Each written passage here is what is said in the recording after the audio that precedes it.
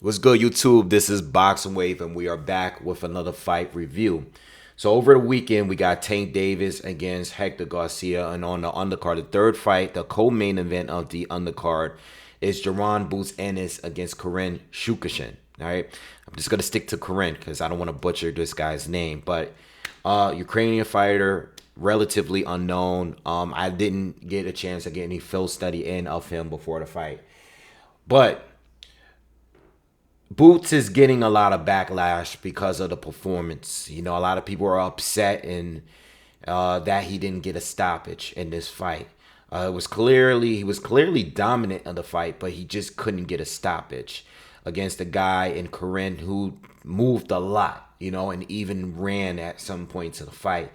And there's been a lot of backlash of Jaron Ennis, you know, who a lot of people felt was the boogeyman leading up to this fight. You know, the boogeyman of the welterweight division. He's been calling out everyone from Virgil Ortiz to Conor Ben to, Keith Thurman and your Dennis Ugas and Ennis Spence Jr.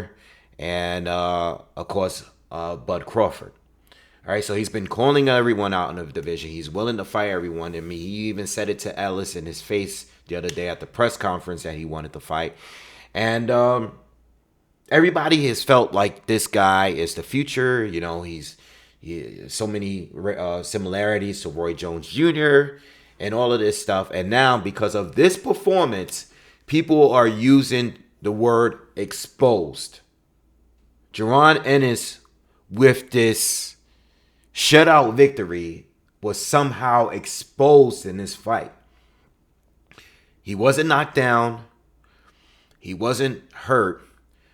I don't even believe that, based on the opposition of the welterweight division, I don't even think anybody that Boots has named or anyone like Stanionis, I don't think any of these other guys fight like Corinne does. All right. Even Michael McKinton, who was a mover against Virgil Ortiz Jr., let his hands go. Corinne did not let his hands go. He landed some good counters. He pot shot here and there. For the most part, he was all defensive. He wasn't trying to win the fight. He was trying to survive. We've seen plenty of fights like this. But Boots goes into a decision win in his first time in a long time. Jaron Ennis, let's look up his resume. His last, he got a stoppage in every fight in his last X amount of fights. The last decision he had was against James Winchester in a 6-rounder back in 2017. Okay. Yeah,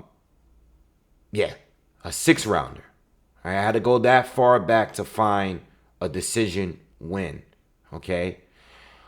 Look, understand that we can be critical and say that Boots couldn't work on certain things. I definitely believe he could. Definitely wasn't great at cutting off the ring. All right, I've seen much better. But overall, as a fighter, it doesn't change my views on how I think he is the best fighter outside of the championship fighters. It does not change my view. Now, I could be wrong. Maybe Virgil is better. Maybe Stanionis is better. Maybe Thurman is still better. You know, I don't know. They would have to fight him for me to see that. The thing is, none of them want to fight him. All right? Maybe this fight and this performance that people are saying he was exposed, maybe these guys will be a little bit more confident when getting into the ring with him.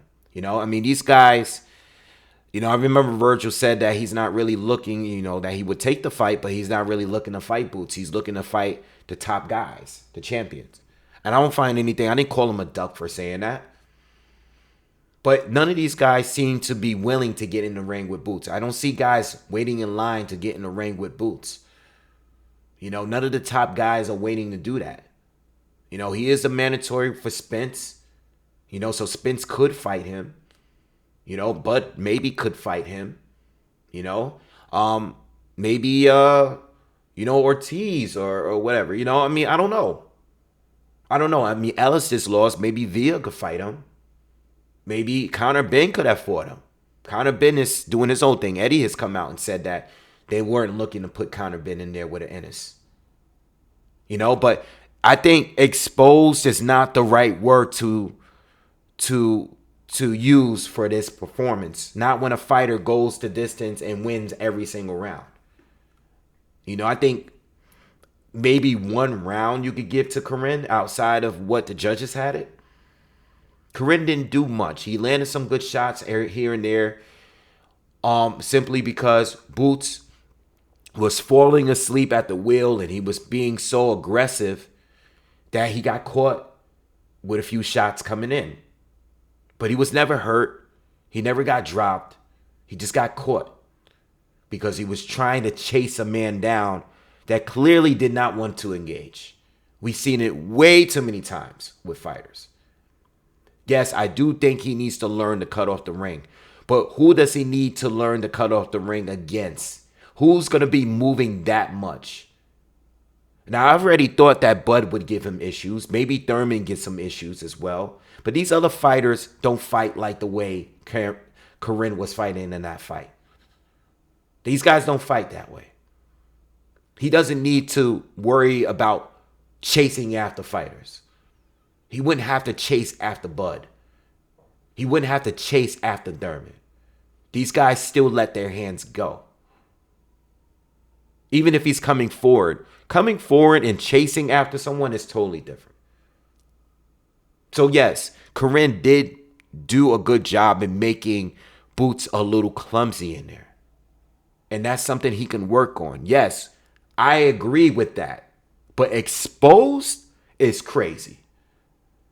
These guys that's on the social media and stuff, they act like they're talking like Boots got knocked out or dropped. They talk like Boots lost the fight like Ellis did.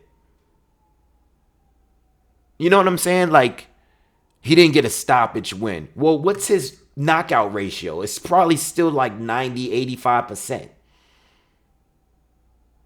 Are you kidding me? Exposed? Was the fight boring? Yes. But there's plenty of fighters. Every fighter had a fight where they didn't look that great, that people felt they should have done more. Spence didn't stop Mikey Garcia. We had to watch a whole 12 rounds of Spence dominating a lightweight that had nothing for him in a fight that no one asked for.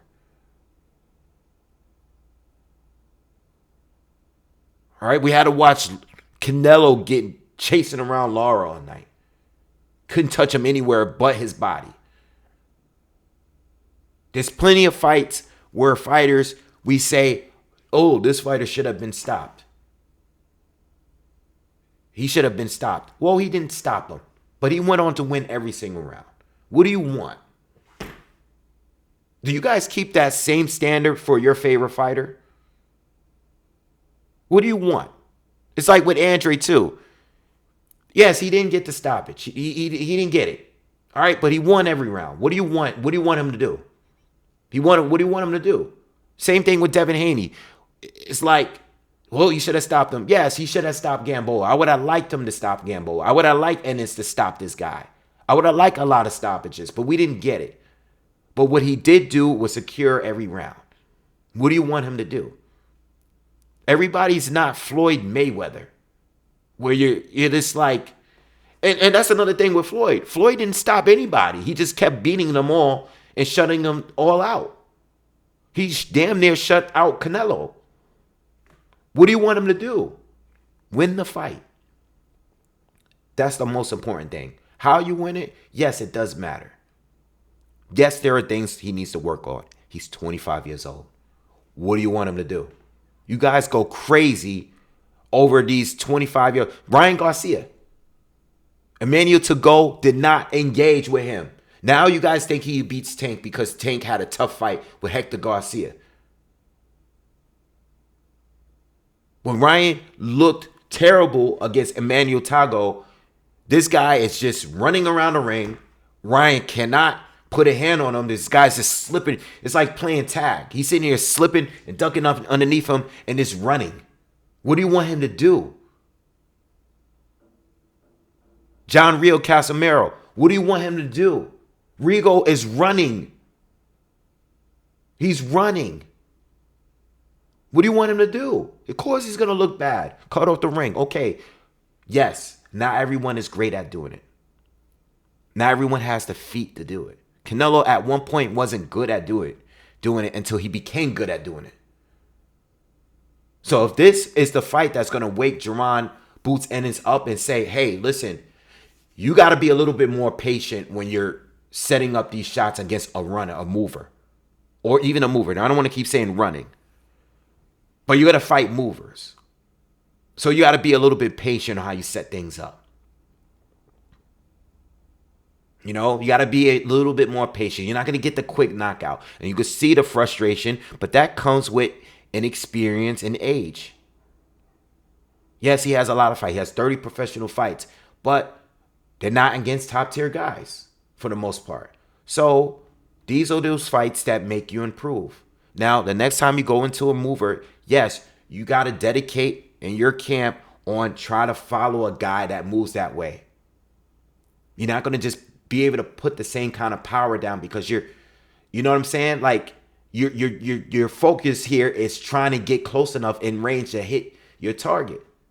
You have to move your legs. You have to move feet, but you got to learn how to cut people off. Triple G was he's great at cutting off the ring. Jaron Ennis clearly isn't, but he can improve. But he wasn't exposed. Exposed? Come on, y'all. It sounds like to me like people were waiting for an opportunity for this guy to not look to look human.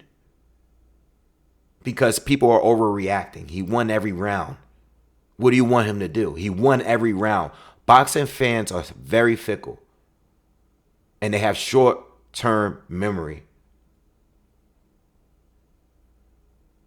All right? He was not exposed.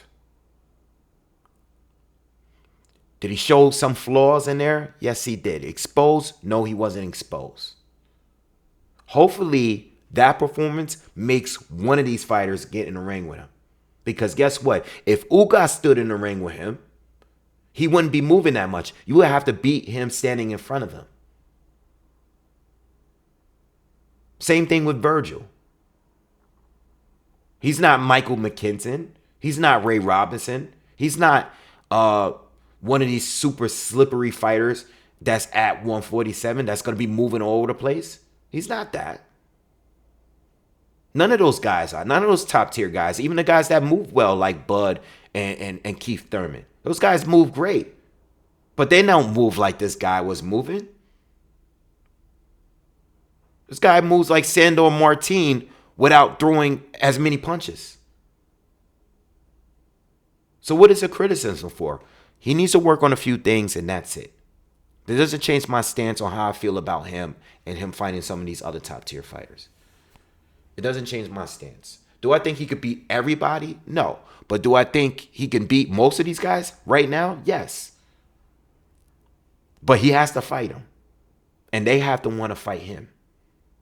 And right now, it doesn't seem like they want to. Any real boxer going to look at that fight and say, oh, it's not going to look at this fight. Any real boxer at the division is not going to look at that fight and say, he's food. Like the way you guys are making it seem. There's other performances where I saw like, all right, this guy looks like he's food. He's due for an ass whooping. You know what I'm saying? He's due for one. I didn't get that here. You know, Shakur Stevenson had fights that made him look bad because he couldn't get the stoppage. And he Nakatilia, you know, what's the other guy he fought where the guy was just, you know, moving and he really couldn't connect. I know he had like a 2-part last name. I'm going to look it up now. And he got all the criticism in the world for not stopping this guy. Toka Khan Clary. He shuts the guy out. He shuts out Nakatilia, but people criticize him because he didn't get the stoppage. That's how fans work. I'm not worried about it. You shouldn't be neither. It's not a big deal. He won the fight clear. Corinne showed he was a great mover, but people are not giving Corinne credit for having the durability to take the amount of punches he did take and was able to still not get dropped or not get badly hurt. You know, he got stunned a couple of times, but the guy showed a lot of heart. He was very durable, you know, because he did get hit. It's not like Jaron Ennis couldn't catch him at all. He had some rounds where he got hit a lot from Boots. He just didn't go down. So credit to him, because everybody else went down. And even though this guy was unknown, Boots was able to stop the guys that had more experience. All right? So hopefully with this fight and this performance, people are more willing to get in the ring with him now. We'll see. I doubt it. I think it's all talk, and I think the fans are just showing how they have short-term memory. All right? Anyway, that's my thoughts on it. Subscribe to the channel. Smash that like button. I'll see you guys on the next one. Peace.